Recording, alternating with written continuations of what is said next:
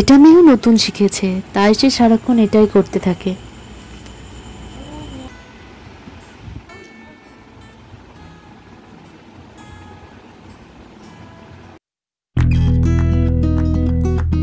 Hello everyone, welcome back to my channel. কেমন আছো তোমরা সবাই?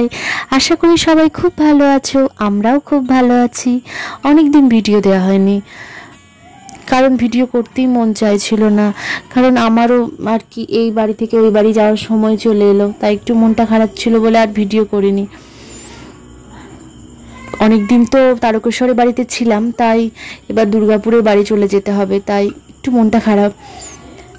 তবে হ্যাঁ, এই দুটোই কিন্তু আমার বাড়ি, কারণ বাবা আমাকে বিয়ের পর প্রথম থেকেই শেখাতো তোর কিন্তু দুটো বাড়ি, সবসময় মনে রাখবি তুই ছাড়া দুটো বাড়ি কিন্তু অসম্পূর্ণ, তাই মনে রাখবি দুটোই কিন্তু তোর বাড়ি। তাই ওই বাবার বাড়ি, শ্বশুর বাড়ি বা বাপের বাড়ি ওটা আমার আবার বলতে ভালো লাগে না, মনে হয় যে দুটোই তো আমার বাড়ি।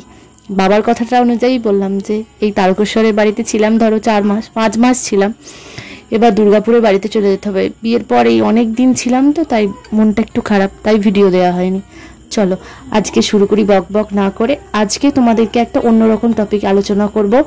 আমার ব্রেস্ট মিল্ক কী করে বেড়েছিল বা কী করে বুঝবে যে শিশুর পেট ভরছে নাকি, চলো আলোচনা করা যাক। হ্যাঁ, মেহু এখন মায়ের সঙ্গে আর বাপের সঙ্গে খেলুক, আমি ততক্ষণ তোমাদেরকে এই বিষয়টা নিয়ে একটু বলি। তো এখন নতুন মায়েদেরও খুব উপকারে হবে, আমিও খুব উপকার পেয়েছি, ভাবলাম তোমাদের সঙ্গে একটু শেয়ার করি যাতে তোমরাও একটু উপকার পাও। দেখো, যখন মেহু প্রথম নার্সিং থেকে বাড়ি এলো, তখন আমি ভাবতাম যে বাপরে কী করে খাওয়াবো, আদৌ হবে না কি, এটা নিয়ে আমার প্রচুর চিন্তা ছিল। তারপরে প্রেগনেন্ট টাইম থেকে আমার খুব চিন্তা হতো যে পারবো নাকি খাওয়াতে, কীরকম একটা হতো। কিন্তু আমার যে ডক্টর, সে আমাকে যে গ্যালাক্ট পাউডার বলে একটা পাউডার দিয়েছিল, তোমরা যদি চাও আমি ছবি দিতে পারবো, দিয়েছিল। তবু দেখো, পাউডার খাওয়ার পরও আমি ঘরোয়া কিছু খাবার খেতাম যেগুলোতে আমার একটু বেশি হতো। সেগুলোর মধ্যে যেমন ধরো লাউ, পেঁপে, যে ধরো লাউয়ের তরকারি করে দিত, পেঁপে তরকারি করবে না, যেসব জলযুক্ত খাবারগুলো খেলে একটু ভালো হয়।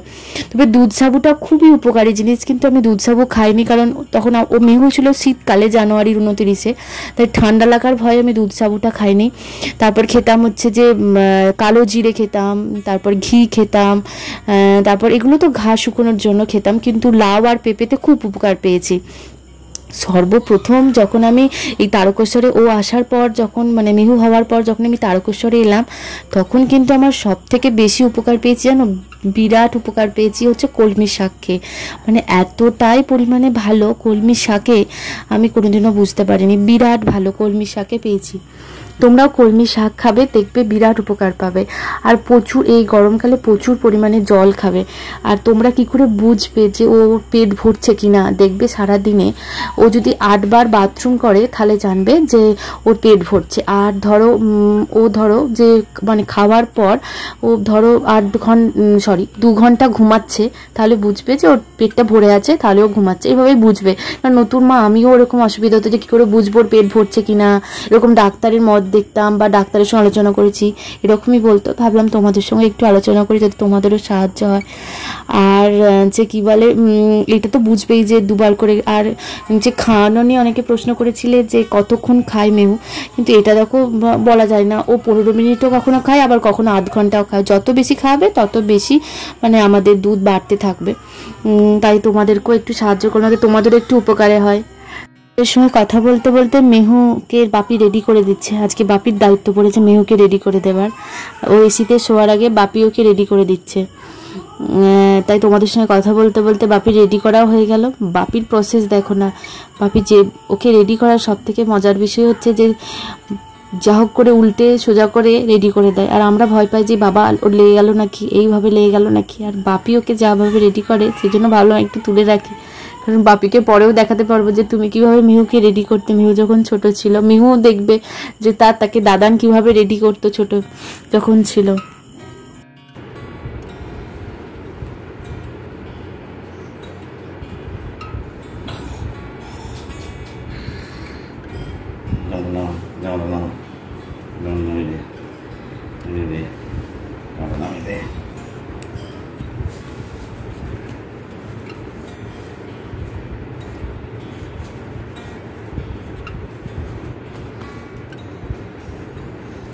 যেমন করে শুয়ে থাকে তেমনই শুয়ে থাকে না? হ্যাঁ দেখো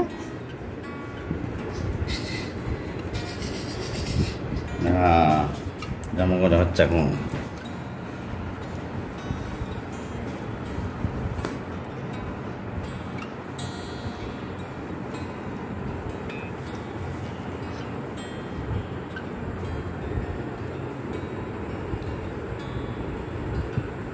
ঘেমে দেখো হাত পাগুলো ঠান্ডা হয়ে গেছে, ঘেমে হাত পাগুলো ঠান্ডা হয়ে গেছে, ঠান্ডা হয়ে গেছে। উঠে পড়ো, শুয়ে পড়ো, শুয়ে পড়ো। না না বলো, আমি একটু কোলটাই বলছি। না করলে বলা যাবে না।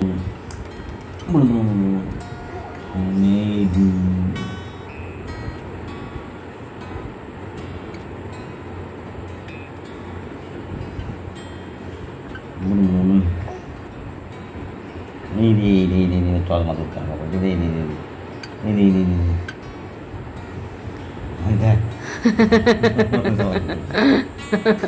চচ মাথা কি খুলে দিচ্ছি। বাপির কাছে আদর খেয়ে এবার চলে এসেছে আমার কাছে। সে দুপুরে আর কিছুতেই ঘুমাবে না, সে সারা দুপুর চিৎকার করছে। তাই আমি ভাবছি ওর সঙ্গে একটু খেলা করি, যাতে ও একটু আলা হয়ে যায়, দিয়ে ঘুমিয়ে পড়ে। দেখছি এখন নতুনও শিখেছে একটা পদ্ধতি, যে খেলতে খেলতে আলা হয়ে গেলে ঘুমিয়ে পড়ে। আমি ওই জন্য কি একটু ক্লান্ত করে দিচ্ছি, যাতে ও ঘুমিয়ে পড়তে পারে। আর ওর সঙ্গে এরকম করে আলাদা করে টাইম কাটাতে আমার তো দারুণ লাগে। কেমন লাগলো জানাবে আজকের ভিডিও। আর তোমরা এরকম যদি ভিডিও দেখতে চাও বা কীরকম টাইপের ভিডিও দেখতে চাও অবশ্যই কমেন্ট করো, আমি চেষ্টা করব সেরকম টাইপের ভিডিও করতে। তোমরা অবশ্যই প্লিজ কমেন্ট করো। দেখছো কিন্তু কমেন্ট করছো না, কমেন্ট না করলে না আমি বুঝতে পারছি না তোমরা কীরকম টাইপের ভিডিও দেখতে চাইছো। চলো টাটা, ভালো থাকবে, আর অবশ্যই কমেন্ট করবে কিন্তু, আর পাশে থাকবে, আর চ্যানেলটাকে সাবস্ক্রাইব করে দেবে।